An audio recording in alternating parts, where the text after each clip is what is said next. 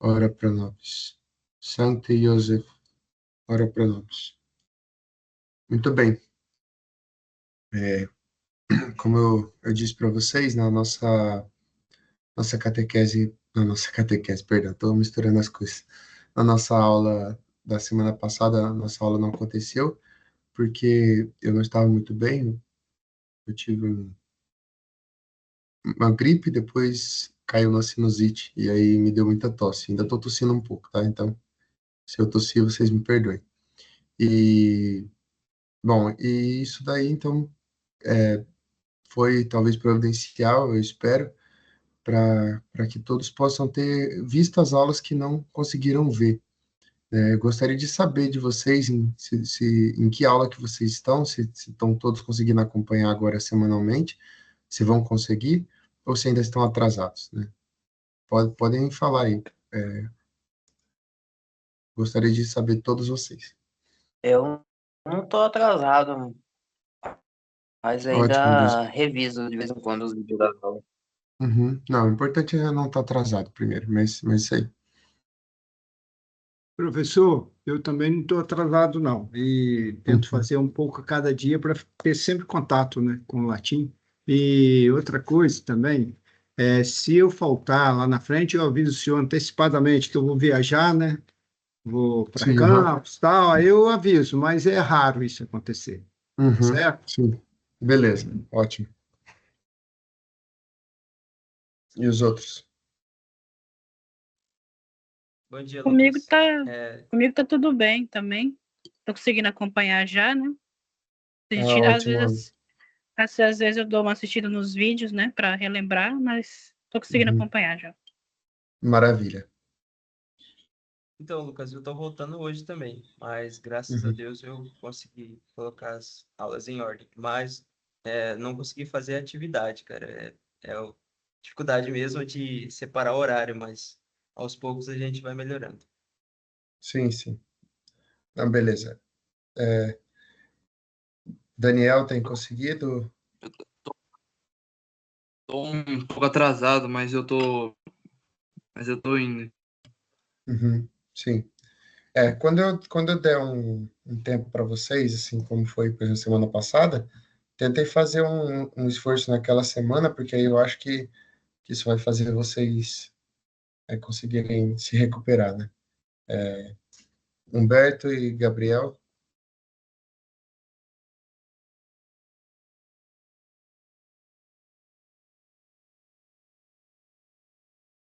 estão vivos os dois? Dormiram? Beleza, Humberto, sem microfone, tá tudo bem. Mas espero que esteja fazendo, né? Esteja conseguindo acompanhar. Bom, enfim. É, beleza. Se tiverem com dificuldades nos horários, podem me falar aí, que no privado mesmo, que eu tento ajudar, né? A gente faz uma ligação e aí eu tento ajudar vocês a organizarem, né? Eu sei que eu prometi uma aula de horário, mas eu tô meio corrido para mim também. É, a escola complica todo mundo.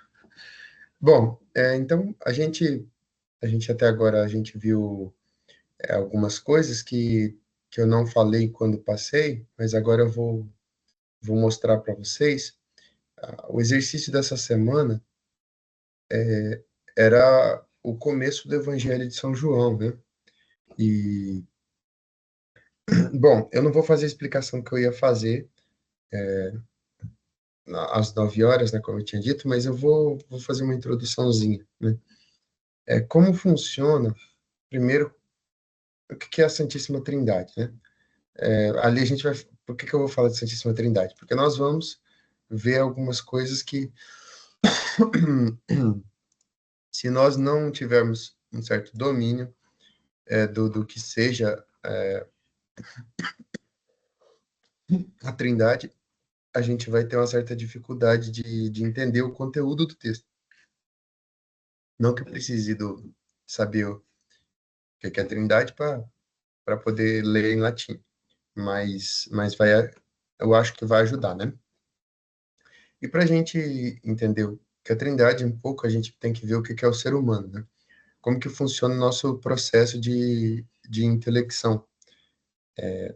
E aí, vendo como funciona esse processo, a gente consegue ver que o ser humano é a imagem de Deus, né? Então, como que eu faço para ver o tamanho da bondade de Deus? Bom, eu vejo os maiores atos que os seres humanos possam fazer de bondade, fazem de bondade, e aí eu sei que aquilo ali é uma participação do ser de Deus. Então, de alguma forma, Deus tem aquilo ali em plenitude. Ele é aquilo ali. O ser humano, ele tem um ato de bondade, então ele faz um ato de bondade, mas ele não é a bondade. Então, mas Deus é a bondade. Então, quando eu vejo um gesto bom, um gesto que tem bondade em si, eu consigo ver um pouco do que é a Trindade. Na verdade, eu não consigo ver praticamente nada, né? Mas eu consigo saber o que tem lá, né? É importante a gente entender que falar de Trindade é complicado, porque toda palavra parece que não serve, né? Porque é uma coisa que não pode caber na nossa mente. O ser humano, ele entende por conceitos. E sempre que ele faz um conceito, ele encerra a coisa, né? Define a coisa, ou seja, dá fim para a coisa. Mas com Deus não é assim. Então, eu não posso defini-lo, colocar ele, transformar ele numa coisa. Se eu não posso fazer isso com ele, eu não posso defini-lo, eu não posso criar um conceito dele, então eu não consigo fazer um conceito das coisas de Deus e até dar nomes para essas coisas é complicado. Bom, enfim, mas de tudo isso, o que importa? O que importa é que o ser humano tem coisas que Deus é em seu próprio ser. Então, o ser humano tem inteligência, porque ele participa da inteligência divina. Deus é a sua inteligência. Deus é a sua bondade, ele é a sua verdade, ele é a beleza, ele é todas essas coisas. Nós não somos essas coisas, mas nós temos ela em si. E o ser humano, como vocês já sabem, porque eu já falei algumas vezes, ele tem duas faculdades principais, né? Faculdades superiores na sua alma, que é a inteligência e que é a vontade. Muito bem, né? O que é a inteligência? A inteligência é o que faz a gente conseguir enxergar a essência das coisas, enxergar o que as coisas são de fato. E a vontade é movida por essa inteligência, ela escolhe entre as coisas, faz comparações e vê o que é melhor e o que é pior e escolhe essas coisas, né? Essas duas faculdades, do ser humano, são faculdades que a gente chama de contingentes, né? São limitadas, né? No ser humano, elas em Deus é a própria essência de Deus, é o próprio ser de Deus. Então, Deus é a sua inteligência, ele é a sua vontade. E ele permite que a gente participe dessa inteligência, dessa vontade. Para que serve a inteligência? A inteligência, ela serve para que a gente consiga enxergar a essência das coisas e formar conceitos dessas coisas, comparar esses conceitos uns com os outros, né, dizer se ele é bom ou não e comparar. E quando eu digo se é bom ou não, se é isso ou aquilo, eu faço um juízo desse conceito. E quando eu misturo vários juízos, intercalo um, né, ligo um juízo ao outro, eu formo um raciocínio. E é assim que o ser humano conhece as coisas, né? Vamos lá. Por onde que entra o conhecimento do ser humano? Ele entra pelos... Alguém pode me responder?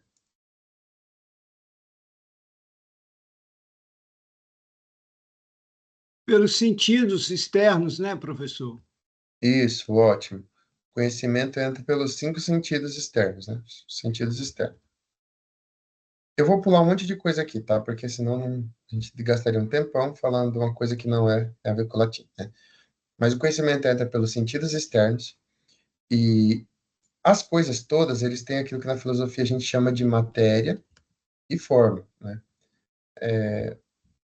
Não dá para explicar o que são essas coisas. O que importa é a matéria, são essas coisas que eu consigo ver, tocar, de alguma forma perceber pelos sentidos, e essa matéria, ela sempre tem uma forma. Então, a matéria, por exemplo, do ferro, ele tem forma de ferro. Forma aqui não é esse formato, esse contorno, tá bom? A forma é uma coisa meio que espiritual. É, no caso do ser humano, a forma do nosso corpo é a alma, né? Mas nas outras coisas que não são espirituais, a forma ela é o que dá substância para aquela coisa. É o que faz aquela matéria ter existência, né? A matéria existe na mente de Deus sem existência. Ela ganha uma existência através da sua forma. Bom, enfim, isso não importa. O que importa é que os sentidos externos, eles captam a forma dessa matéria, né? E isso passa por vários processos que não convém falar aqui, né? Tem a imaginação, memória, depois a cogitativa no ser humano, enfim. Mas o que importa é o seguinte, que de tudo isso, a gente capta através de sentidos externos e gera uma forma, e essa forma vem para a minha cabeça. Só que essa forma, ela não é vista pela nossa alma ainda. Ela ainda é uma coisa física. Essa forma está no nosso cérebro, de alguma forma. Essa forma está no cérebro de alguma forma. E essa forma, ela precisa, então, ganhar uma certa espiritualidade, né? Ou seja, porque a alma é espiritual, ela precisa de algo espiritual para ela conseguir ver. A alma não consegue ver coisas materiais. Então, essa forma, ela se torna uma coisa chamada espécie impressa, né? Essa espécie impressa, ela é... Vocês não precisam gravar nada disso, tá? Eu só estou mostrando por cima como que acontece de forma muito rápida o conhecimento do ser humano. Essa espécie impressa, ela é espiritualizada, né? Não é essa palavra, mas para ser lida pela nossa alma, ela tem que se tornar uma espécie expressa. É isso aqui que a alma consegue ler. Isso aqui ela não consegue ler, isso aqui ela não consegue ler. Então imagina que você olha para uma garrafa. Os seus sentidos pegam aquela forma daquela garrafa e fazem uma espécie que é impressa, né, na sua mente. E aí vem o seu intelecto, ou seja, a sua inteligência. O que faz isso daqui, o que trouxe que esse intelecto, ele é chamado intelecto agente. Ele pega essa espécie impressa e transforma em espécie expressa. Essa espécie expressa, ela, quando está na minha alma, ela é um conceito.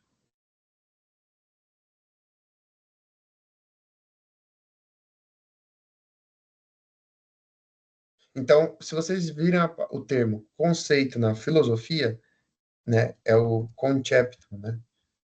É disso que tá falando. É dessa forma do objeto, uma forma imaterial que vem para minha cabeça, porque quando eu olho para uma garrafa, não vem a garrafa para minha cabeça, vem a forma da garrafa. E essa forma vira um conceito na minha cabeça. Ou também chamado de verbum mentis, né? Um verbo da mente, né? Uma palavra da mente. O que é o verbo mentis? E tudo isso que eu estou falando para vocês, que eu sei que parece grego, o verbo mentis é aquilo que a minha alma produziu através do que tinha sido captado pelos sentidos. Tem uma frase... Tá, não convence agora. Enfim, o que importa é o seguinte: sempre que alguém conhece algo, ele forma um verbo desse algo que é conhecido. Por que isso importa? Nenhum animal é capaz de conceber um verbo.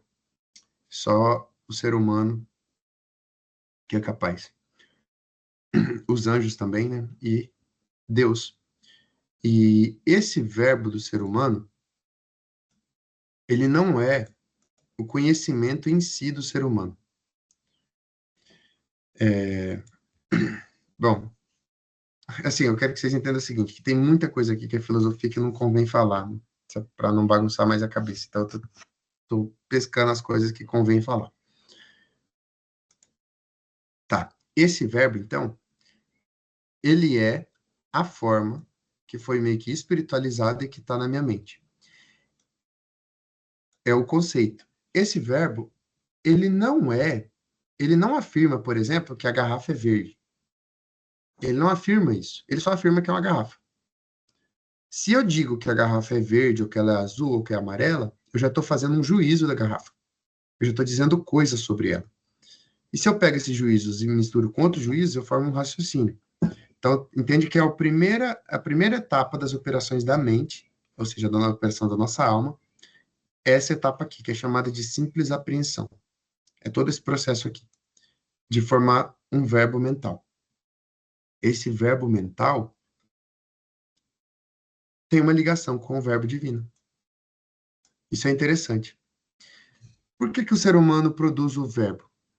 Bom, porque aquela espécie que tinha sido impressa, ela não pode ser lida pela alma. Então, carece, a alma, falta alguma coisa. Então, a alma produz, a inteligência, na verdade, a gente, ela produz essa espécie expressa, que é o verbo mental, para poder, como se fosse explicar aquela forma, como se ela pudesse... Não é a forma, na verdade, que é espiritualizada. A alma, ela cria uma espécie, ela cria um verbo para explicar aquilo que ela viu. Então, vamos lá, desde o começo. Eu vejo um objeto. Essa forma desse objeto vem para a minha mente. E o meu corpo trabalha ele. Os animais também fazem isso, tá bom? Pegar a forma do objeto. O cachorro vê a forma, tira a forma dele ali. Só que, como ele não tem alma, ele não cria uma espécie expressa, ele não cria um verbo, um conceito daquela coisa. Ele fica apenas com aquela impressão que ele teve. Mas o ser humano não. O ser humano faz uma explicação daquela forma. E essa explicação é chamada de verbo. Só que o ser humano faz essa explicação por carência, porque falta alguma coisa nele para ver aquela forma diretamente. Porque só Deus conhece as coisas por elas mesmas. O ser humano precisa fazer explicação das coisas para poder entender a coisa. Então, por carência. Mas, às vezes, então, o ser humano produz o verbo, esse verbo, no ato de inteligência, por carência. Mas o ser humano também produz o verbo por abundância. O que é isso? É quando você estuda tanto uma coisa que você começa a aperfeiçoar o conceito que você tem daquela coisa. O ser humano é capaz disso. Isso é como quando você descobre as coisas e vai estudando e vai aperfeiçoando o conhecimento sobre elas, ao ponto de que você não aguenta mais ficar só com você e você quer ensinar aos outros. Talvez você já passara por essa experiência de conhecer algo tão bonito, algo tão bom, que você quer transmitir para o outro esse conhecimento. É um conhecimento por abundância, né? Então, não é um verbo por carência. Não é que você produziu aquele verbo porque faltava uma explicação, porque você tinha visto, mas é porque você quer cada vez mais um verbo mais perfeito, você produz esse verbo. E por que eu tô falando de tudo isso, né? Parece tudo loucura, né? Essas coisas, parece só um monte de conteúdo solto. O que acontece é o seguinte, que às vezes a gente produz esse verbo mental, a gente produz esses verbos o tempo todo, esses conceitos o tempo todo. E o tempo todo a gente está buscando eles na nossa memória também, para poder formar novos juízos, porque a gente forma juízos com os conceitos, né? Então, o tempo todo, se eu fiz o conceito da garrafa e eu esquecesse ele, aí a hora que eu fosse encher ela de água, eu ia ver a água, ia fazer o conceito da água, mas ia olhar para a garrafa, não tem mais o conceito da garrafa, então não sei por que é isso. Então, não posso fazer um juízo dela, dizer que eu posso colocar água nela ou não. Entende? Então, o ser humano, ele vai gravando esses conceitos que ele faz das coisas e vai fazendo juízos com esses conceitos. E então, chega um momento que esse verbo que o ser humano produz, ele superabunda aí, né? Ou seja, ele cresce tanto que ele quer comunicar para os outros. Uma característica do bem é ele se comunicar, né? Por isso que Deus comunica o seu amor, enfim. Mas esse verbo que é produzido, ele tem muitas características interessantes, né? Mas tem algumas vezes, não sei se já aconteceu isso com vocês, que a gente sabe de uma coisa e a gente não sabia que a gente sabia aquela coisa. Quem faz pregação, às vezes, se impressiona, né, consigo mesmo. Porque você está fazendo uma pregação, uma formação, e você vai falar uma coisa e você diz, meu Deus, eu não sabia que eu sabia disso. É porque você já tinha aquela forma e essa forma tinha virado uma espécie impressa na sua memória. Mas você não tinha passado essa espécie impressa para verbo. Você não tinha produzido o verbo. Quando você fala uma coisa que você fala, nossa, eu não sabia que eu sabia disso. Na verdade é que você não tinha produzido esse verbo. Mas aí você produziu o verbo a hora que falou para os outros. Então, ensinar é uma forma de produzir o verbo. Então, de uma certa forma, quando eu ensino latim para vocês, eu estou me aproveitando de vocês também para aprender mais, né? Produzir novos verbos. Enfim, por que eu estou falando disso? Porque vocês sabem que Jesus é chamado de Verbo de Deus. Quando a gente pesquisa no catecismo, quando a gente pesquisa nos livros de teologia ascética e mística, eles dizem que Deus se conhece e Deus se ama, né? Deus se conhece e essa imagem que ele produz de seu conhecimento é o Verbo, e Deus ama essa imagem dele, esse amor é o Espírito Santo. Não é bem isso, mas é mais ou menos isso mesmo, porque esse concepto, ele tem vários nomes, né? Então você vai achar conceptum verbum mentis, acha imago, ideia, várias palavras para esse daqui, né? Para esse conceito. É tudo a mesma coisa. Praticamente é a mesma coisa, né? É o verbo que é produzido. Então, de certa forma, Deus produz sim uma imagem, mas é uma imagem por superabundância. Lembra que eu falei que o verbo pode ser produzido por carência, porque a alma não consegue ler aquela espécie impressa, ou o verbo é produzido por abundância. Você produziu tantas vezes que você vai aumentando e vai aperfeiçoando aquele verbo. O verbo, então, é o seguinte: Deus, na Santíssima Trindade, se conhece, Deus Pai se conhece, e ele se conhece tão profundamente, tão perfeitamente, que ele produz um verbo. Isso é fora do tempo, tá? Não é que isso aconteceu conforme o tempo vai passando. Não, isso é fora do tempo, isso é da eternidade. Deus Pai se conhece e produz um verbo de conhecimento. Esse verbo de conhecimento, aí para esse verbo ele dá tudo dele. Tudo que ele tem, exceto a paternidade. Então esse verbo é o filho. Ele recebe tudo do pai, exceto a paternidade. Esse verbo é uma superabundância do pai, que se conhece de forma superabundante. É por isso que o filho é chamado de sabedoria de Deus. Porque ele é esse verbo perfeito. O ser humano ele produz vários conceitos. Tudo quanto é coisa que ele conhece, ele produz um conceito. Deus só produz um conceito, um verbo, que é esse verbo que é o filho dele, que é a imagem perfeita dele, que recebe tudo dele. Como o filho é igual a ele, o filho é chamado de filho por isso, porque recebe tudo que ele tem, ele dá ao filho. Por isso que ele diz que o filho é gerado. Né? Quem é gerado? Por que a gente reza no credo? Gerado, não criado. Porque gerado é aquele que recebe uma natureza semelhante ao do gerador. Uma mulher não pode gerar uma cadela, porque é uma natureza diferente. A mulher gera um filho que tem uma natureza, ou seja, funciona de uma forma parecida com ela, porque também é ser humano. Então, o pai, que é Deus, não pode gerar algo diferente de Deus. Por isso que quando na Sagrada Escritura tem gente que fala, Jesus não é Deus, ele é filho de Deus. Ora, seu idiota, filho de Deus é o quê? É cachorro? Filho de Deus recebe a natureza de Deus, então é Deus também. Esse filho recebe tudo do pai, menos a paternidade. E ele tem tudo que o pai tem, exceto a paternidade, e o pai tem tudo que ele tem, exceto a filiação. Né? E esses dois se conhecem e se amam, produzindo um ato de amor, um verbo de amor. Esse verbo de amor é o Espírito Santo. O pai, enquanto ama, o filho, enquanto é amado. Desse amor deles nasce o Espírito Santo, né?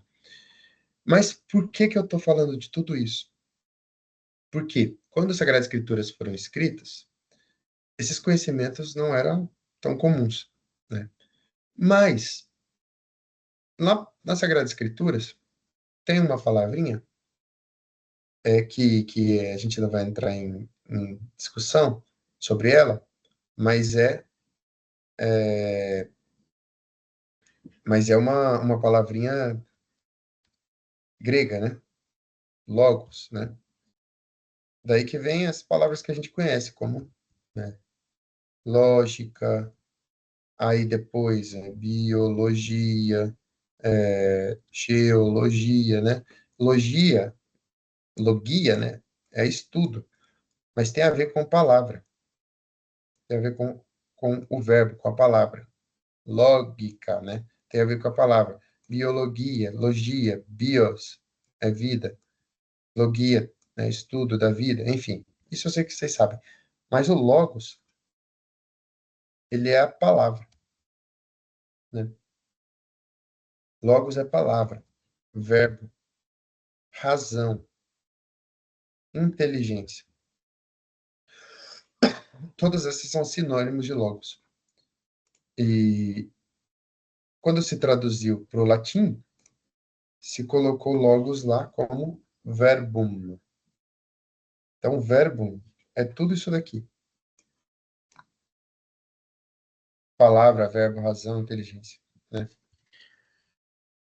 Isso daqui, tudo que eu falei, é só para vocês entenderem um pouco sobre como funciona o conhecimento do ser humano e como funciona, de certa forma, a Santíssima Trindade. É claro, gente, essa é a explicação mais bobinha possível, né?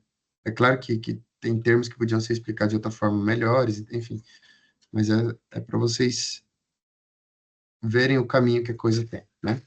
E aí, aqui no exercício, eu passei um começo do Evangelho, né, para vocês. Que diz assim: Evangelium secundum Johannem. In principio erat verbum, et verbum erat apud Deum, et Deus erat verbum. Hoc erat in principio apud Deum. Omnia per ipsum facta sunt, et sine ipso factum est nihil, quod factum est.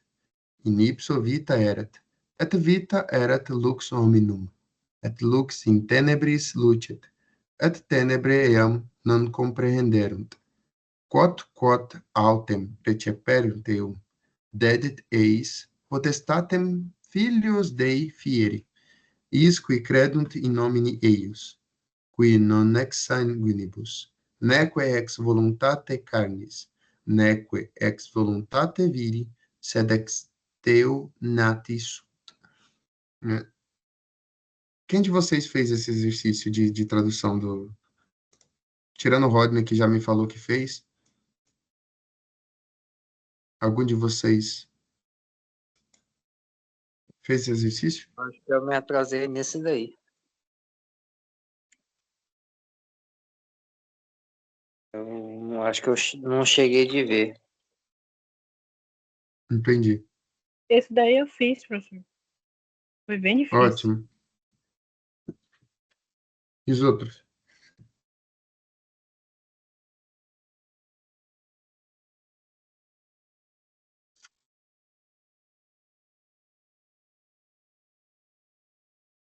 Estão vivos ainda ou não? Já não fiz, né? Lucas, eu não fiz os exercícios.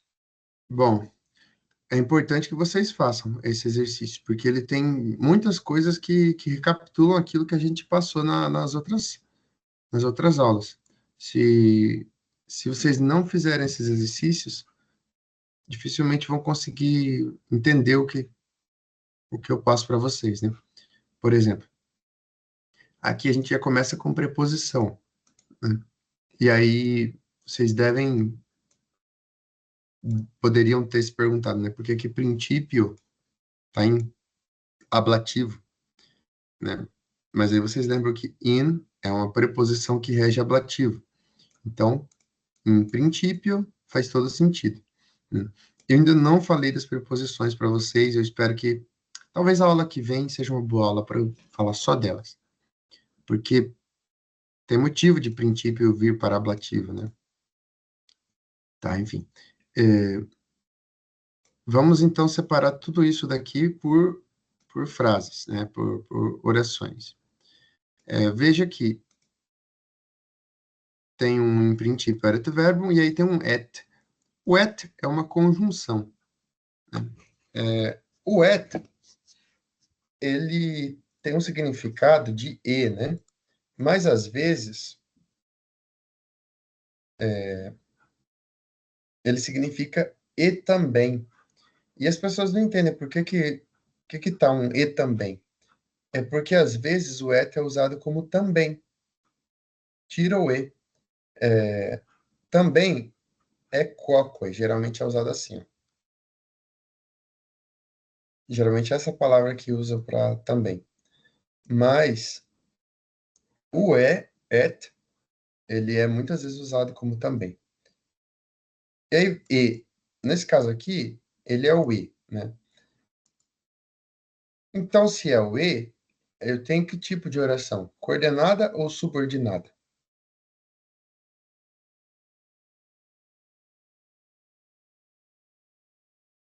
Bora lá, galera.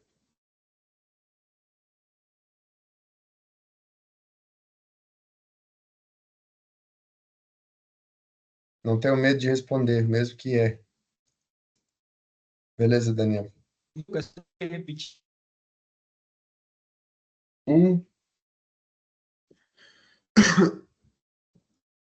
Ó, em princípio et verbum erat apud Deum, et Deus erat verbum. Veja que eu não estou traduzindo nada, né? Eu só estou mostrando para vocês algumas coisas que tá para vocês captarem. Aqui tem um et, aqui tem um et. Isso faz com que essas orações sejam coordenadas ou subordinadas. Vocês devem lembrar do português, né? O que é uma oração coordenada? Na aula passada eu falei sobre isso. Que coordenada, elas têm o mesmo peso, né? E geralmente elas têm a conjunção e, né? Muitas vezes, na verdade, as coordenadas têm a conjunção e. Ou seja, isso são frases concorrentes, são frases de mesmo peso. Em princípio, erat verbum. Aí depois tem outra frase. Verbo erat apud Deum. Depois tem outra frase. Deus erat verbum. As três têm o mesmo peso, porque tem um et. Tá vendo? E aí, como que eu traduziria isso? Bom, eu posso separar em três partes. Porque eu tenho certeza que se tem uma vírgula aqui, o que está depois dela não tem a ver com o que está antes. Então, isso aqui é uma só frase. In princípio. Não, melhor. Vamos fazer como eu estava fazendo das outras vezes. Qual que é a palavra que está no nominativo aqui? Bom, a palavra que está no nominativo aqui é verbo, né? Verbum. O verbo é erat, né? Erat, eu coloquei lá embaixo, no exercício, que é um verbo no pretérito imperfeito do verbo sum. O verbo sum é o verbo ser, né? O verbo esse. Eu sou, tu és, né? Ille est. Nós somos, vós estes, ili sunt, né? Bom, erat é o verbo ser, estar. Vocês já devem ter notado que o verbo ser, em toda língua, ele é um verbo irregular. Por quê, né? Porque o verbo ser, ele é primeiro, ele está antes de todos os outros verbos. Né? Por exemplo, um verbo qualquer, correr. Bom, para a pessoa correr, ela tem que ser, né? Ou seja, ela tem que ter existência e ela tem que estar em algum lugar. Então, o verbo ser e estar estão em todas as ações. E é por isso que ele é um verbo muitas vezes usado como auxiliar. Além disso, ele iguala aquilo que está antes dele e aquilo que está depois. Né? Ele diz que aquilo é uma característica. Por exemplo, em português, Lucas é um professor. Esse é faz com que, como é um verbo de ligação, ele faz com que isso daqui seja uma qualidade do Lucas, né? A gente chama isso de predicativo, do sujeito. Professor é predicativo, ou seja, é uma qualidade do sujeito Lucas, né?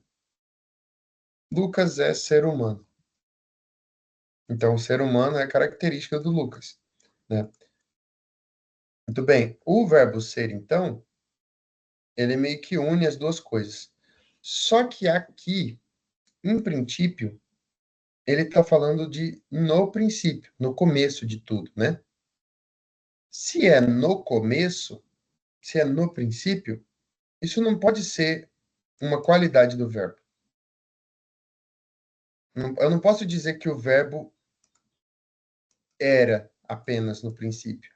Porque aí parece que quando eu digo é, ou quando eu digo era, eu estou dizendo uma característica daquela coisa. Mas, ora, no princípio não é característica, é um tempo, né? É uma locução adverbial que me mostra o tempo que aquela ação ocorreu. Então, eu poderia colocar verbum erat em princípio,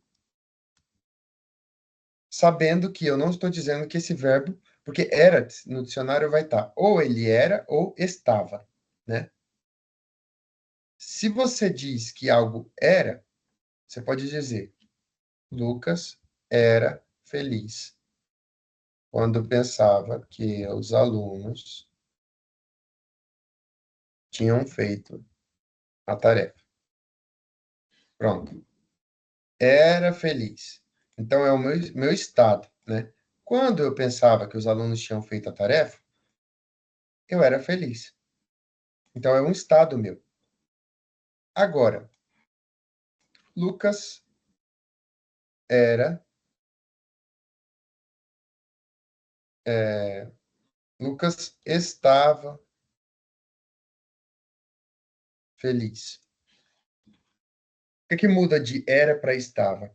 Bom, era diz respeito ao verbo ser, né? E estava diz respeito ao verbo estar. São duas a primeira diferença. Segundo, que ser é algo mais primordial ainda. É mais no começo ainda, no princípio daquela coisa. E estar é uma condição. Por isso que tem gente que fala, né? Eu não sou o diretor, eu estou o coordenador. Isso é uma burrice, né? Não precisa falar isso. Mas o que eles querem dizer com isso? Eu estou significa que é uma coisa do momento, né? Eu não sou de nascença coordenador. Nascença eu sou o quê? Eu sou eu. Mas eu estou como coordenador, né? Ou seja, uma função. O verbo estar é usado nisso daqui também. Mas o que eu quero que vocês fiquem é que o verbo ser, ele diz respeito à própria existência daquela coisa, né? Ou a uma característica dela. No princípio, não é característica do verbo. Então, diz respeito ao próprio ser do verbo. O verbo estava no princípio. Ou seja, quando existia o princípio, o que é o princípio? É quando o tempo foi criado.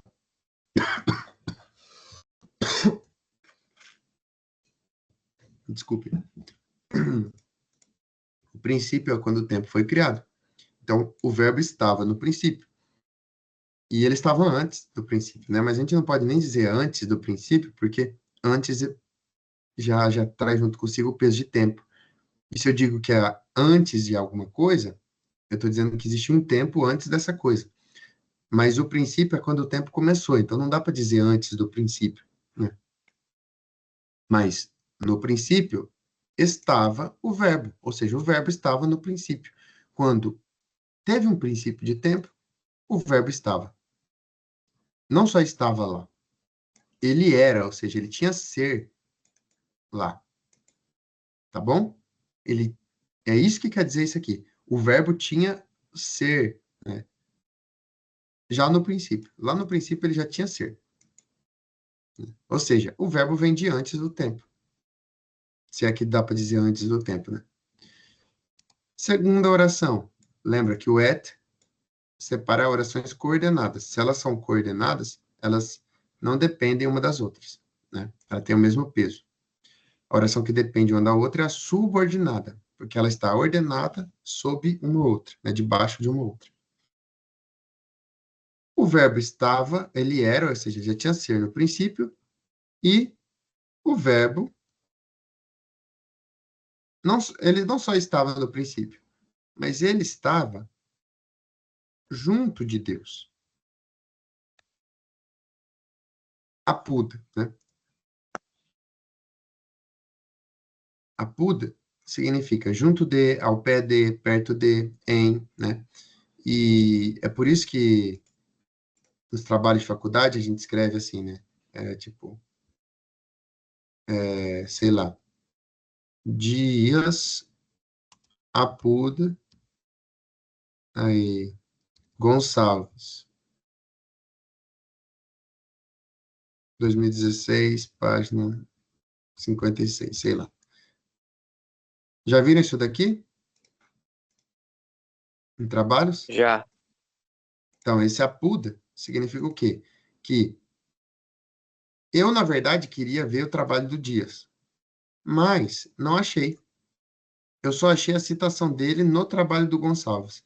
Então, é o Dias que está, né, que está em Gonçalves, né? Só uma curiosidade. Então, o verbo estava junto de, estava em, né, em Deus. Ou seja, junto de Deus, em Deus. Ele estava tão junto de Deus que o verbo era Deus. Lucas, por que que você disse que depois do verbo ser estar, isso eu já falei em outra aula. Quando tem o verbo ser estar, o caso do que vem depois do verbo é sempre o mesmo do o que vem depois do verbo, né? João é feliz. No latim, se João está no nominativo, feliz também tem que estar no nominativo, tá bom? O caso dos dois tem que ser o mesmo. E por quê? Por causa do verbo ser. Então, os dois são a mesma coisa, né? Bom, aqui não tem nada depois do verbo ser, né? Porque em princípio está dizendo só o tempo. Que no princípio o verbo estava já, né? E esse verbo estava junto de Deus. Por que que Deus está no acusativo aqui? Bom, porque apuda pede acusativo. E por que que Deus aqui não está no acusativo e nem verbo? Verbo tem cara de acusativo por causa do né? Mas é um substantivo neutro. Por isso que termina em Mas é o nominativo dele que termina em tá? E Deus era o verbo, ou estava não dá mais para usar, né? Traduzir era como estava, nesse caso aqui. Deus estava o verbo, não, né? Deus era o verbo. Deus era o verbo era Deus, tanto faz, né? Se um é o outro, então tanto faz a ordem, né? Joana é Maria, então Maria, obviamente, é Joana, né? Então, Deus era o verbo, então o verbo era Deus, tanto faz.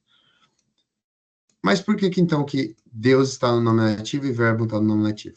Bom, porque se verbo for o sujeito dessa ação, então Deus, como aqui é o verbo ser, Deus tem que estar no mesmo caso que verbo. Então os dois caem no mesmo caso. Meus queridos, tá difícil isso daqui? Tá fácil? Estão entendendo?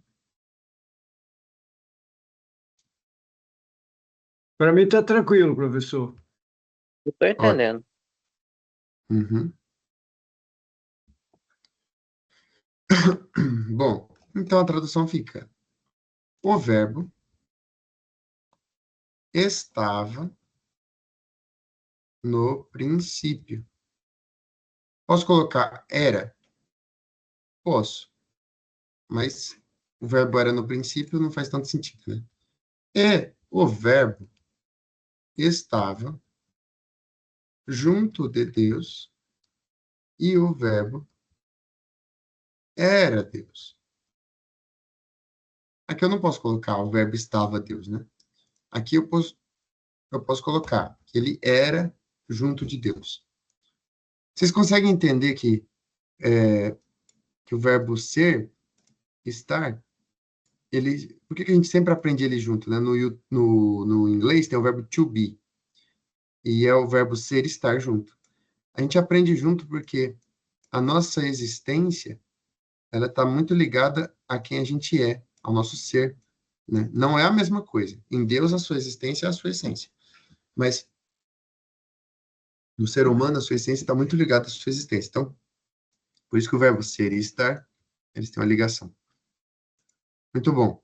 Professor, na hora que eu fiz a Sim. tradução, né? Eu coloquei a tradução que eu fiz aqui. No princípio era verbo, aí o verbo estava junto de Deus e o verbo era Deus. Tipo, aí você colocou estava, né? Mas não tem problema, né? Coloquei era, Não, porque no princípio, era. a tradução que geralmente a gente vê é assim, no princípio era o verbo, né?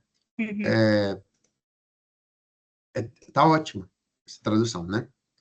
Por isso que eu coloquei o era aqui, né? Mas esse era, ele tem um sentido de que ele estava já lá, né? De que ele já tinha ser no princípio. O verbo já tinha sim. ser no princípio. Então é por isso que a gente diz, no princípio era o verbo. Ou seja, no princípio, o verbo era, ele tinha ser nesse princípio já.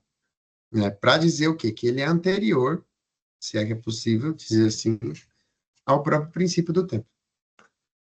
Bom, Tá. daqui, isso aqui já fez pessoas se converterem, tá? Só esse versículo aqui. Por quê?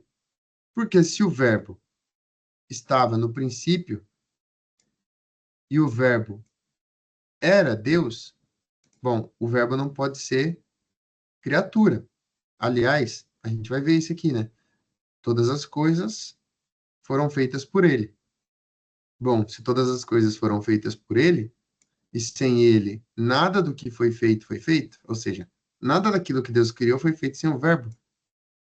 Bom, então, se o verbo era Deus, e Deus criou tudo através dele, mas não, ó, né? Per significa através. Se Deus criou tudo através dele e não fez nada sem ele, bom, então ele é Deus também. A palavra não foi criada, né? Então, dizer que a palavra de Deus foi criada é uma mentira. E que a própria Sagrada Escritura desmente. Se a palavra de Deus não foi criada e Deus os criou através dela, ela só pode ser incriada. E sendo incriada, ela é o próprio Deus, né? Porque alguém tem que ter seu princípio, né? Enfim. Aí, então, não está errado dizer que no princípio era o verbo, não, tá? Bom, é importante colocar o artigo definido o, porque a gente não está falando de um verbo qualquer, mas é o verbo, né? Então é bom colocar. Depois, hoc erat in principio apud Deum. Hoc, né? Nas latine tabulae, né?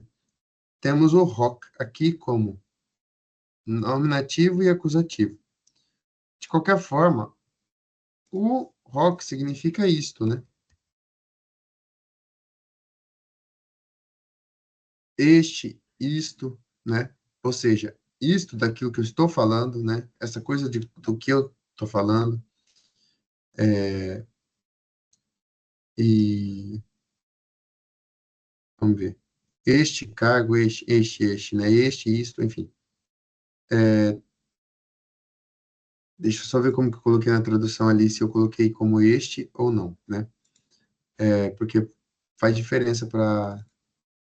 Não vai fazer diferença, mas é bom. Vamos ver. Este estava junto de Deus, né? Ou seja,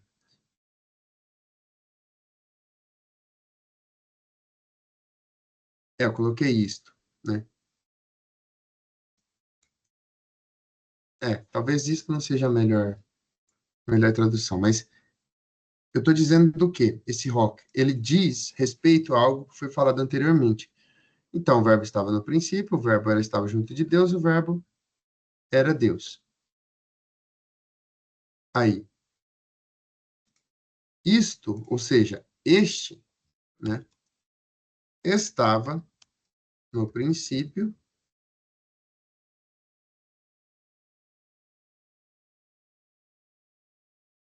Esse aqui vai ficar igual, tá? Isso estava no princípio junto de Deus, ou seja, este, né? Este quem? Ah, o próprio verbo. Este estava no princípio junto de Deus. Isso aqui não tem dificuldade, né? Até aqui. Depois, omnia per ipsum facta sunt. Esse omnia, ele geralmente gera uma confusãozinha na cabeça das pessoas, porque as pessoas se esquecem que todos, todo, né, é também um adjetivo, né? Então, se eu pesquisar omnia, ele aparece aqui, ó, ver omnis, né? Omnis, omne. Isso aqui é um adjetivo de qual classe?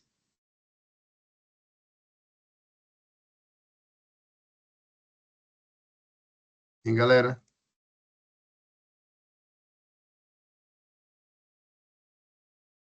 De primeira ou segunda classe? Omnis, omne. Ó, professor, é de segunda, né? Ótimo, é de segunda classe. Tem que saber essas coisas, pessoal. Diferenciar um adjetivo de primeira para de segunda classe, né? Os de primeira classe a gente lembra que eles terminam em, né? Por exemplo, manhos, manha, manho. E os de segunda classe, né? Graves, grave, né? É assim que se aparece no dicionário. Então, isso é primeira classe, isso é segunda classe. Então, hominis, homine, segunda classe. Então, hominis, homine é um adjetivo, segunda classe, que significa todo, toda, de toda espécie, qualquer, todo, cada, enfim. Então, omnia, no, no latim tem uma particularidade. Se a gente olhar na latina é tabulae, omnia, os adjetivos de segunda classe se declinam como de terceira declinação. Então, omnia, ou é nominativo ou é acusativo plural. Então, omnis significa todo. Então, omnia é um neutro, né? Geralmente, omnia tem uma tradução de todas as coisas. Omnia quase sempre que aparecer no latim vai significar isso, todas as coisas. Porque é um plural, né? Então, é todos, né? Ou todas. Todas as coisas, né?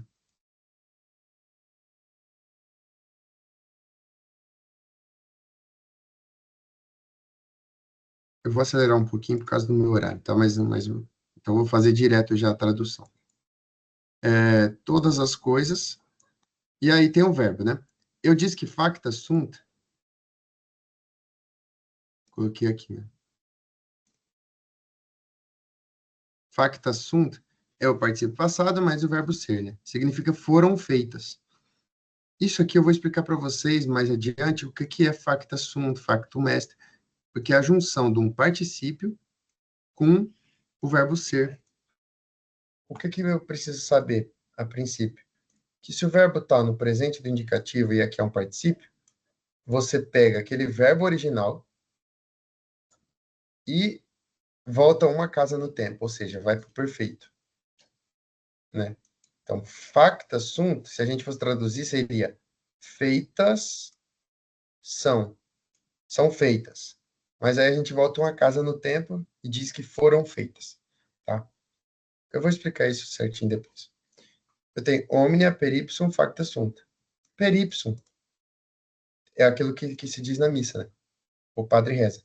Per ipsum et con ipso et in ipsum, né? Por Cristo, com Cristo e em Cristo, né?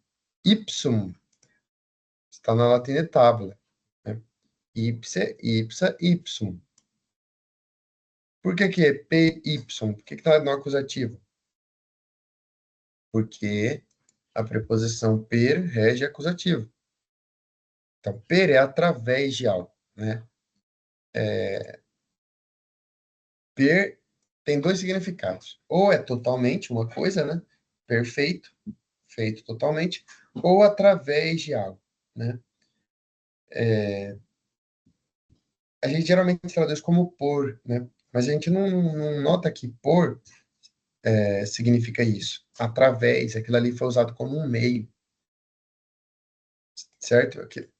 Através de, por, né? É um meio, aquilo ali virou um meio, aquela coisa. Y é uma preposição, ou melhor, um pronome, que se refere sempre a algo que foi dito anterior, que significa o mesmo. E aí, por via de tradução, a gente geralmente coloca por ele, né? Se fosse feminino, por ela. Porque ele está falando do verbo aqui atrás, e lá na frente a gente diz per Y. Então, quem que é o Y? É ele, tá bom? Na missa, pode falar per ipsum et cum ipsum et in ipsum. E aí a gente traduziu como por Cristo, com Cristo e em Cristo. Tá errado? Não, porque o Y ali que ele está falando, né? É ele mesmo. É o Cristo, né? No latim fica algo como por ele, com ele e nele. Mas quando a gente traduz, fica por Cristo. Por quê? Porque eu tô falando dele, né? Então, esse Y aqui é o verbo. Todas as coisas, per Y, ou seja, por ele, foram feitas.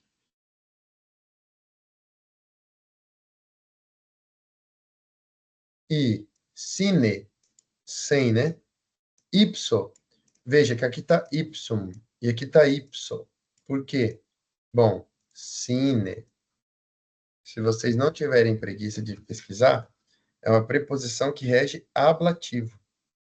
Então, o que vem na frente dela tem que estar no ablativo. Por isso que ipso está no ablativo, tá? Então, e sem ele, nada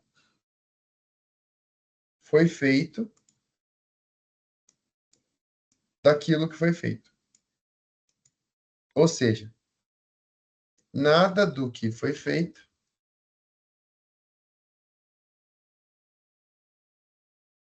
foi feito.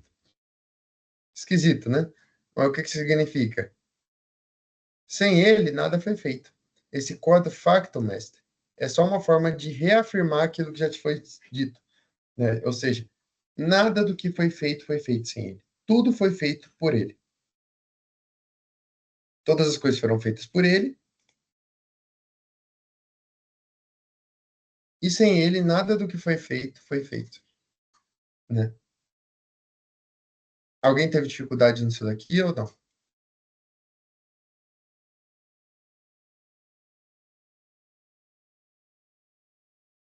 Eu tive sim, professor, essa parte daí, esse final, né? Que você falou no Eticine, né? Que você falou que é ablativo, Isso. né? Eu fui procurar lá, é que é um complemento, né? Complemento do verbo. O Seria? sine, não, Cine. o sine, na verdade, é uma preposição, né? É esse daqui, ó, preposição. Então, Ablativo, sim. isso, sine é sem em português, né? Tipo, sem eles, sem ninguém, né? É esse sem, né? Quando eu fui Então, traduzir aqui, eu coloquei, e sem ele nada se fez. Foi feito. Aqui uhum. faltou algumas palavras. Mas assim, você já achou pelo menos o caminho, porque aqui, É, ó, o que que eu tinha aqui, né? O verbo é factum est, foi feito, né? Eu já tinha dado a tradução lá embaixo. Factum sim. est, foi feito. Então, o que que foi feito sem ele? Nada, né? Então, sem ele, nada foi feito. Depois tem um coda. Esse coda, ele está aqui, né? O que, a que, aí o que, Ah, né? é aquela E se parte do tratando, que. isso, e se tratando de isto, né? Aí, é claro, ficaria meio complicado a gente dizer que está falando de um do que, né? Porque do que é genitivo, né? Então, mas para a tradução a gente coloca do que. É importante notar que esse coda, ele é neutro, né? Por que que Uhum. tá no neutro? Porque se eu voltar aqui na lousa, né? Todas as coisas foram feitas por ele, e sem ele, nada do que foi feito. Eu estou falando de alguma coisa, né, em concreto? Não, eu estou falando de todas as coisas que foram feitas. Então, é, certamente é algo neutro, né? Eu não sei o que que é essas coisas que foram feitas. Então, Sim, como é geral, então eu digo, sem ele nada foi feito do que foi feito. Esse quad vira meio que um- uma generalização, né? Todas as coisas. Então, se eu estou falando todas as coisas, não posso dar gênero para essas coisas. Se aqui fosse, entendi. se aqui tivesse um masculino, alguma coisa masculina, né? Por exemplo, sem ele o bolo não foi feito, né? Dentre aqueles bolos que foram feitos. Bom, aí esse código tinha que estar em masculino, né? Mas como eu estou dizendo de nada do que foi feito, né? Então eu digo, eu coloco ele no neutro. Só dar uma destrinchada melhor nisso aqui, então. Sine ipso factum est nihil. A tradução literal ficaria como? Ficaria assim, ó. E sem ele, nada foi feito. Do que foi feito. Ah, Tá vendo? entendi. Esse quod, esse do que aqui, né? Melhor ainda, a tradução literal ficaria. Nada foi feito que foi feito, né? Mas aí em português a gente usa do que. Por quê? Porque eu estou falando dentre as coisas que foram feitas, nada foi feito sem ele. E aí, para ficar melhor essa tradução, a gente passa esse do que para cá, né? Mas eu vou deixar desse jeito aqui, porque é para não gerar confusão, né? Sem ele, nada foi feito do que foi feito. Então, dentre todas as coisas que foram feitas, nada foi feito sem ele. Aí fica mais claro, né? Sine ipso factum est nihil. Quod factum est. Sem ele, e esse ipso é para reafirmar, sem ele mesmo, nada foi feito do que foi feito. Bom, continuando, né? Esse Y, depois a gente vai ver mais, mas esse Y, ele reafirma com força a coisa, né? Por exemplo, tem uma palavra que a gente usa No bastante, caso, né? seria uma reafirmação? Isso, dá um ênfase para a coisa, né? Vos met. Então, aí a gente acha, às vezes, essa palavra aqui, ó. Vos met ipsum, né? Vos met é vós mesmos. Porque o met já afirma a coisa, mas o Y afirma ainda mais. Então, é você mesmo, vós mesmos. Vós próprios, de verdade, né? Então, esse Y tem essa coisa de afirmar. Então, é ele mesmo, eu não estou falando só dele, mas é ele mesmo. Sem ele mesmo, se não fosse ele, nada teria sido feito, porque nada foi feito sem ele. Né? Nota como a língua é usada para afirmar as coisas também, né? Para fortalecer, para, enfim. Depois, nele, in ipso, nota o Y aqui em ablativo, vita erat. Et vita erat lux hominum, né? Tá bem na cara, né? In ipso vita erat. Nele, né? O que é nele? Nele é em mais ele, né? E vira nele. Erat. Era ou estava a vida. Por que que vida está no nominativo? Por causa do verbo ser. Porque, na verdade, o sujeito dessa ação aqui pode ser a vida também, né? A vida estava onde? Nele. Assim como o verbo estava no princípio, a vida estava nele. Nele estava a vida. Como eu coloquei daquele jeito lá no começo, eu vou colocar assim também. A vida estava, ou seja, era nele. E a vida era a luz dos homens. Como que eu sei que hominum é genitivo plural? Bom, hominum vem de homo, hominis. Se terminou em is, então é a terceira declinação. Hominem, hominis, homini, homine. Homines, hominis, homina. Homines, hominis, homina. Hominum, opa, achei, é genitivo, plural. Então, luz dos homens.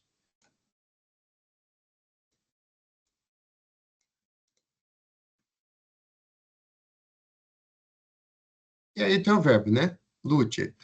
Eu coloquei que lucet é o presente do indicativo de lúteo. Luces, lucere. Brilha, resplandece. Aqui eu já coloquei a tradução, né? Eu fui bonzinho, eu deveria colocar só o, o verbo aqui para vocês procurarem, né? Mas, como eu não ensinei o verbo de outras conjugações, esse era meu plano para hoje, mas acho que não vai dar. Então, lucet é brilha, né? Então já está traduzido aqui. Quem brilha? A luz brilha nas trevas ou as trevas que brilham na luz? Bom, a treva não pode brilhar, então só pode ser lux, né?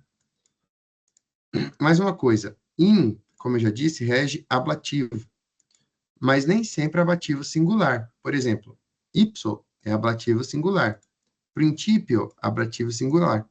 Agora, tenebris é ablativo plural. Então, se eu quero dizer nas trevas, eu não posso colocar nas trevas, né? Tem que colocar nas trevas. Então, tenebris tem que ir para o plural. Lux está no nominativo, in tenebris, né? É um advérbio, uma locução adverbial. Brilha, lucet, né? Quem que brilha? A luz brilha nas trevas. Tá vendo como esse texto ele é bem dividido? Ó? Em princípio erat verbo era tapudeu, et. Depois, mais uma afirmação. Aí, et, tá vendo? Para dividir. Depois, em princípio, vita erat, in vita erat, et vita erat lux omnium. Et lux in tenebris lucet. Et tenebris. Tá vendo? Et é para mostrar uma sequência de coisas, de qualidades, de mesmo peso, né? Ao mesmo tempo que no princípio era o verbo, no princípio estava a vida estava nele mesmo. E a vida era a luz dos homens. Tudo ao mesmo tempo, tá? Sem ele nada que foi feito foi feito. Então, isso é teologia também. Né? Tenebre é plural, né? De tenebra. Por que tenebra não é genitivo? Vocês podem ter se perguntado, né? Por que não é genitivo nem dativo, mas é plural? Bom, para ser genitivo, ele tem que ser genitivo de alguma coisa, né? Teria que ser da treva. Mas não tem nada aqui que pode ser um sujeito da treva. Eam, non, compreenderam? Não pode. Então, tenebra não pode ser genitivo. Pode ser dativo? Para a treva? Bom, para ser para a treva, teria que ser compreenderam para a treva, ou a treva, né? Com crase. Mas alguém não deveria ter compreendido para a treva. Então, não pode ser. Só pode ser nominativo plural. Poderia ser acusativo também, né? Plural. Não poderia ser. Poderia ser vocativo plural, mas óbvio que não é. Então, e as trevas não compreenderam. Eu dei a tradução de compreenderam aqui, né? Aprenderam, né? Bom, tem um eam. Né? O que é esse eam? No dicionário, parece que é acusativo de is. Is, ea, id. É um pronome. Bom, se é um pronome, tem na latina tabula. Is, ea, id. Então, eam é acusativo plural, acusativo singular, feminino. Por que aqui é acusativo feminino? Ou melhor, a quem se refere esse am? A tradução desse am é a ela, porque é acusativo, né? Compreender é o verbo. Compreender quem? Ela, que é feminino. Acusativo, né? Objeto direto. Mas quem que é esse a ela? Que a gente coloca não a compreenderam, para ficar melhor, né? Trevas é quem está fazendo a ação. Compreender é o verbo. E o a é quem está sofrendo a ação diretamente, o objeto direto. Que significa a ela. Quem que é esse ela, pessoal?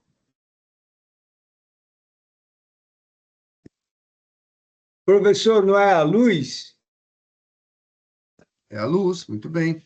É por isso que eam está no feminino, porque ele diz respeito a lux. Lux é feminino. Então, o eam, como ele diz respeito a lux, também tem que estar no feminino. Ok?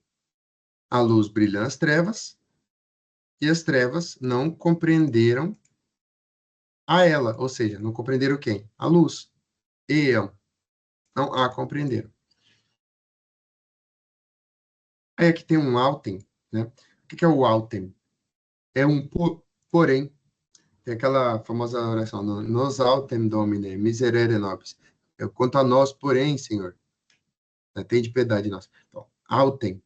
Autem é porém. Né? Então, a gente geralmente coloca no começo essas palavras assim que, essas conjunções que viram o jogo, né?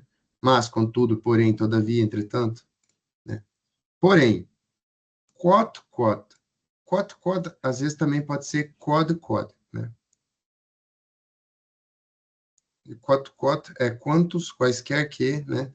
Às vezes também aparece assim, quod. É a mesma coisa.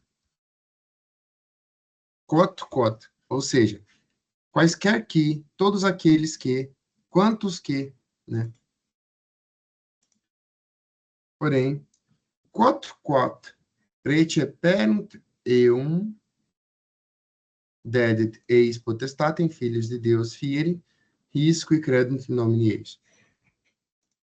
Eum, mudou aqui, ali era eam, né? Agora virou masculino. Veja, as trevas não a compreenderam.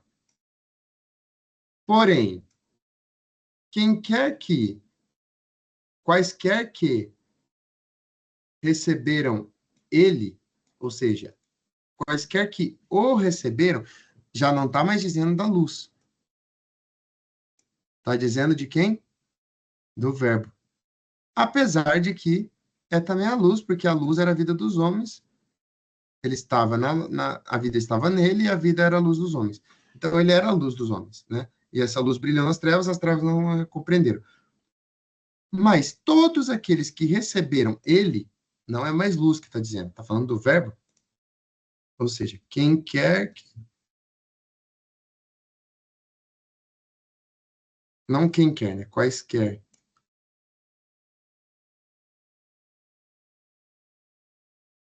Quaisquer que o receberam, ou mais uma forma mais simples, todos aqueles que o receberam, quod, receberam teum, né? Dedet eis potestatem, filhos dei fieri. Deu a eles, veja que eis é dativo ou ablativo, né? No caso aqui, dativo, para eles, deu para eles o quê? A potestade, o poder, filhos de Deus, ser chamados, tornar-se, ser feito, né? Deu a eles, né? Ou seja, deu-lhes o poder de, né, tornar-se filhos de Deus. Vê que filhos é acusativa plural, porque vem depois do verbo, né? Filhos de Deus. Esse fiere aqui, eu vou explicar para vocês quando eu for explicar os verbos que estão fio, né? Esse é o verbo, fio. Os verbos que estão essa é uma forma especial, fio, né? Mas ele tem uma forma de particípio, né? De passiva, voz passiva. Então, fazer é ativo, ser feito é passivo, né? Ou seja, tornar-se, né? Deu-lhes o poder, deu a quem? A todos aqueles que o receberam. Por isso que eis está no dativo, né, masculino. Na verdade, aqui no masculino não, né? Na verdade é meio que neutro. Mas porque na verdade é masculino, porque está falando do eu, né? De quem quer que o receber. Mas a forma para os três pessoas, para os três gêneros, né? Masculino, neutro, feminino é a mesma. É isso. Então deu a eles o poder, a potestade de ser chamados, de tornar-se filhos de Deus. His, né?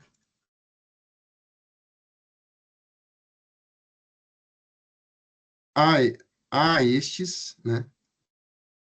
Para estes, ou melhor, para aqueles, né? Ou melhor, para os que, porque aqui tem um qui, né? Isso aqui é dativa, né? Para os quem? Para os que, para aqueles que credunt, que creem no presente, no indicativo,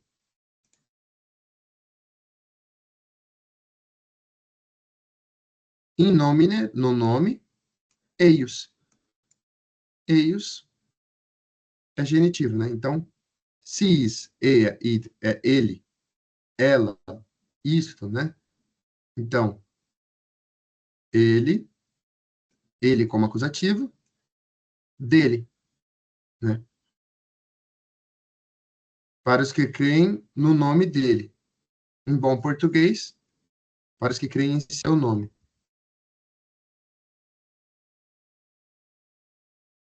No nome dele, né? Ou seja, no seu nome. Aqui eu coloquei para os que, né? Qui. Então, aqui de novo. Os que.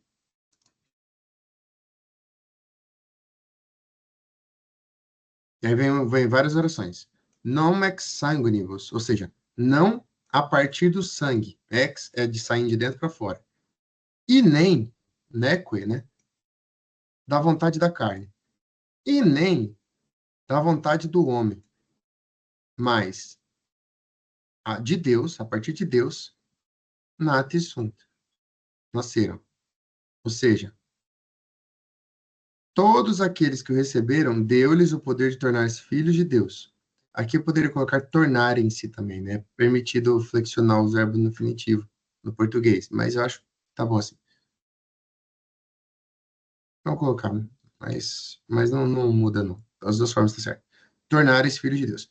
Para os que creem o seu nome, os que não do sangue, nem da vontade da carne, e nem da vontade do homem, mas de Deus, nasceram. Então, os que nasceram, não do sangue, nem da vontade da carne, nem da vontade do homem, mas nasceram, né, de Deus. Os que nasceram não do sangue, nem da vontade da carne, nem da vontade do homem, mas de Deus, tá? Não precisa nem repetir o nasceram. Isso aqui é fácil, eu tô fazendo rápido isso aqui porque eu sei que vocês já conseguem pesquisar, né? Vocês sabem que o sanguinibus está em ablativa porque ex é de ablativo, então voluntatis, voluntate Tá no ablativo, porque é expede, né? E carnes, genitiva, então, vontade da carne. Voluntate, a partir da vontade, vire, do homem, né? Vire, o homem, do homem. Então, de tudo isso, por que eu pulei, né? Viram que eu fui até o versículo 5, depois fui para o 12. É que aqui no meio se fala de João Batista. Mas é uma continuação, né? Esse 12 e 13. Ó, vamos então ver a nossa tradução completa. O verbo estava no princípio, estava junto de Deus, o verbo era Deus. Este estava no princípio junto de Deus. Todas as coisas foram feitas por ele, e sem ele nada foi feito do que foi feito. A vida estava nele, e a vida era a luz dos homens. E a luz brilha nas trevas, e as trevas não a compreenderam. Porém, todos aqueles que o receberam, deu-lhes o poder de tornarem-se filhos de Deus, para os que creem em seu nome, os que nasceram não do sangue, nem da vontade da carne, nem da vontade do homem, mas de Deus. Esse final aqui, pessoal. Todos aqueles que o receberam, ou seja, os que são batizados, recebem o Espírito Santo. E, claro, recebem o Pai e o Filho, porque onde uma pessoa está, as outras pessoas da Trindade também estão. Todos os que receberam, o Cristo deu o poder de se tornar filho de Deus. Por quê? Porque eu falei lá no começo que um filho de Deus tem que ser Deus. E nós não somos Deus. Então, como que eu posso me tornar filho de Deus? Bom, eu posso me tornar filho de Deus sendo filho no filho, né? Ele é filho de Deus verdadeiramente, e ele se fez homem. Então, ele faz com que o homem se torne Deus, filho de Deus. Então, como que Jesus deu o poder de se tornar filho de Deus? Se encarnando.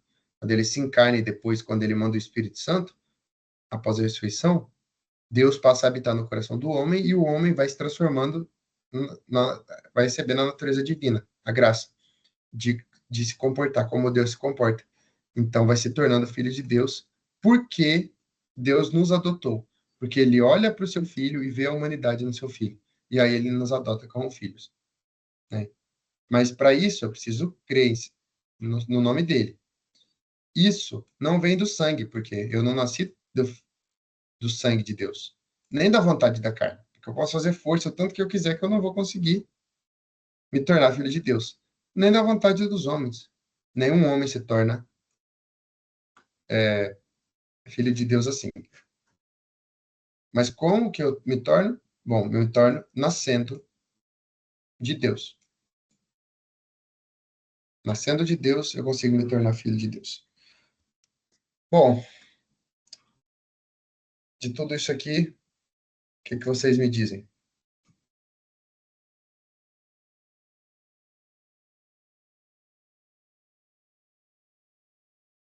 Eu vi bastante algumas palavrinhas novas que faz sentido agora na minha cabeça que elas não fazer. Como eu ainda não fiz, eu vou revisar depois. Uhum. Eu até consegui traduzir bem algumas coisas aqui, eu percebi. Mas tem alguns erros assim que de português mesmo, né? Eu preciso saber para realmente construir a frase assim bem bonitinha, né? Certinho. Sim. Ô, Lucas, É. não, Luta, mas Hum. eu ainda fico naquela de escolha. Quando tem mais de uma palavra, qual escolher a correta? Já tá nessa ainda. No dicionário, né? Bom, a questão da escolha no dicionário vai muito de como você está entendendo aquela frase, né? Aquele período. Então, por exemplo, se a gente pesquisa nasceu, né? Natos, né? Nascido, dado à luz, né? Eu posso dizer que eu poderia colocar lá que o Cristo foi constituído pela natureza, né? Foi constituído, ou melhor, eu posso dizer que foi constituído a partir de Deus, ao invés de nasceu, né? Mas, bom, primeiro que esse é um exemplo fácil, né? Mas tem uns que poderia complicar um pouco. Mas faz mais sentido que seja nasceu do que ser constituído, porque é uma palavra mais comum para a gente nascer, né? Vocês entendem o que é nascer. E isso, conforme a gente vai traduzindo, a gente vai pegando o jeito de escolher as palavras. Confesso que, por exemplo, quando eu pego Cícero, até hoje, tem horas que eu não sei muito bem qual dos usos que ele está dando. Mas quando a gente for ver algumas coisas mais profundas, a gente vai, por exemplo, o próprio dicionário. Vocês estão vendo a tela do dicionário aí? Sim. Sim, Bom, veja aqui, ó. Tá ses de gal, né? Então, o que significa isso? Isso significa que esse é um texto que, no César, em De Bellum Gallico, se eu não me engano, eu não lembro exatamente o nome do texto. E aí aqui tem, pode ser capítulo, enfim, como é dividido o livro, né? Ele usou natus no sentido de nascido para, destinado para. Depois, Cícero, no De Oratore, ele usou de natus no sentido de com a idade de, e não no sentido de nascido. Então, quando a gente for pegar uns textos, assim, ó, por exemplo, ó, Annos natus unum et viginti. Isso é Cícero, né? Aí, ó, se a gente fosse traduzir como nascido, seria nascido anos 1 e 20, 21. Bom, e confundi bastante, né? Mas aí, quando a gente fala anos natus, significa com a idade de.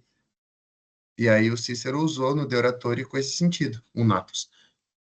Então, isso tudo é para vocês verem o seguinte, que pode ser que a gente tenha momentos que a gente não saiba, mas muitas vezes o dicionário mesmo traz qual que for o sentido. Porque se gerou dúvida para alguém, para outra pessoa, deve ter, esse daqui do César mesmo, deve ter gerado dúvida para mais pessoas. E aí eles colocam no dicionário. Porque quem que faz a língua? No fundo, é os escritores, são os escritores. Então, se o César, se o Cícero, na regra tá, não pode usar assim, mas o Cícero usou, então pode, né? Porque é ele que dita como que é as coisas, né? Os grandes escritores que ditam a nossa língua. É olhando o Camões que eu vou ver, entender o português, não olhando para a gramática, né? A gramática ela dá as regras, mas o Camões vai lá e usa a coisa de uma forma totalmente diferente. Então, o Camões está errado? Não. É ele que me diz como é o certo, né? Porque ele é um mestre. Então, essa dificuldade sua, Leosmar, tudo isso para falar o seguinte, que isso é normal, tá? E você vai ter isso por bastante tempo. E muita gente tem mesmo, tá? Não se preocupe quanto a isso.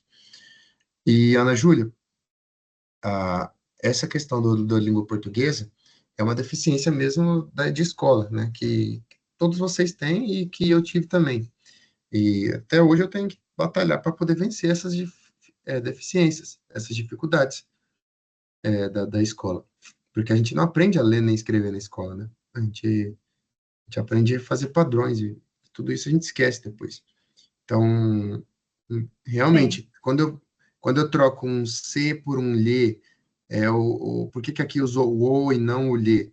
Por que que ali ficou as trevas não a compreenderam e não compreenderam a ela?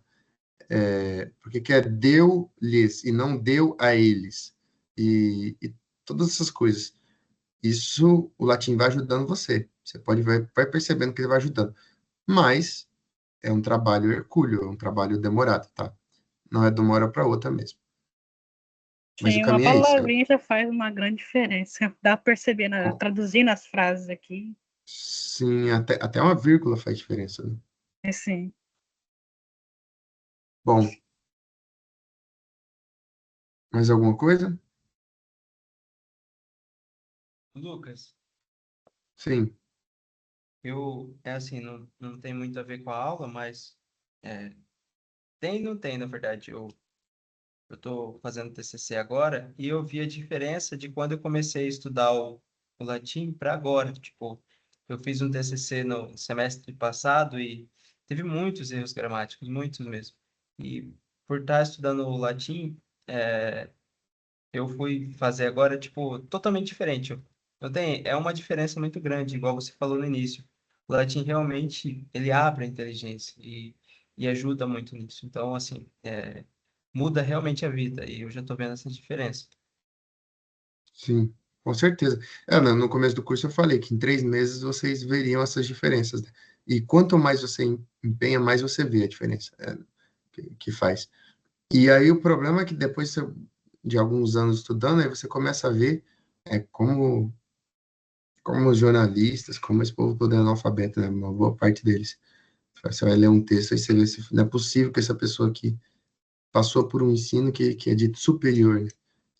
Mas se é inferior é mais raso que um pires, o argumento, e se a forma dela escrever é juvenil, né? E, enfim, mas não é para isso que a gente estuda, né? Não é para ficar anotando só as coisas dos outros, mas ajuda você a ver os seus erros passados e também ver os erros dos outros, né? E dos profissionais, pelo menos, que escrevem, enfim. Uma última dica que eu quero dar para vocês, não, na verdade, essa dica que eu ia dar era se eu tivesse conseguido ensinar o verbo para vocês. Não consegui, então, paciência. Lá na aula 16, no nosso Drive, está escrito, tem um exercício 16 lá, que é de verbos, porque eu ia ensinar vocês como fazer os verbos da segunda, terceira e quarta conjugação hoje. Mas não deu, né? Então, tudo bem. Agora, eu vou ver se eu coloco um novo exercício para vocês, porque parece que de todo mundo aqui, só a Ana Júlia e o Rodney que fez o exercício de traduzir essa, essa passagem das Sagradas Escrituras, então talvez compensaria colocar para vocês refazerem agora essa tradução já cientes, né? Sem olhar nas anotações, mas agora sabendo das coisas que eu falei. E aí eu deixo para a próxima semana a atividade de verbo. Eu acho que eu vou fazer isso, acho que é melhor. Aí a Ana Júlia e o Rodney, se quiserem fazer algum exercício durante a semana, eu posso passar também. Ok, beleza. Eu tenho interesse, professor. Para mim seria Tá bom. bom. Uhum, Para então mim tá. também. Beleza. Então tá, eu vou encerrar então, vamos encerrar a nossa aula, e aí hoje ainda eu coloco lá no Drive a atividade dos outros, tá? E a de vocês que Lucas, não só, fizeram é fazer. Pode falar, só Levi. para complementar uma coisa.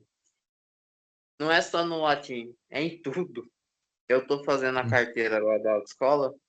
O que eu vejo de gente imprudente no trânsito, antes eu não percebia. Hoje é um horror. Sim. Sim, a questão de olhar para o mundo também também vai um pouco até do próprio cristianismo, né? Então é importante a gente abrir o olho e ver as coisas ao nosso redor, né? Eu falo, É, antes de eu não saber, quando você sabe, você vê as coisas com mais facilidade. uhum, sim. E eu espero que vocês cresçam cada vez mais em todas as áreas da vida de vocês. Ser cristão realmente é da acordar a dormir, são todas as coisas, né? E o ensino contribui nisso mesmo. Bom, então tá, eu vou passar para vocês os exercícios, para os meninos, para Ana Júlia e para o Rodney que já fizeram, vou passar um outro, e aí para vocês façam esse daí, tá bom? E se terminarem e quiser fazer o outro, vai estar lá no Drive, beleza? Vamos encerrar então com a nossa oração. Em nome de Patris et Filii et Spiritus Sancti. Amém. Rezemos para São Miguel Arcanjo, nosso protetor, para que ele nos livre de todas as tentações e maldades do demônio nesse dia. Sancte Michael Arcangeli, defende-nos in prelio, contra nequitiam et insidias diaboli est presidium. Imperite illi Deus supplicis deprecamur, tuque principes militias celestis, Satana maliosque spiritus malignos, qui ad perditionem animarum pervagantur in mundo, divina virtute in inferno detrude. Amém. Cor Jesus Sacratíssimo, miserere nobis. Em nome de Patris et Filii et Spiritus Sancti. Amém. Pessoal, fiquem com Deus, Deus abençoe. Até a próxima. Até Obrigado, logo. professor. Até Fica com mais. Deus. Valeu, Tchau. Lucas. Até. Valeu.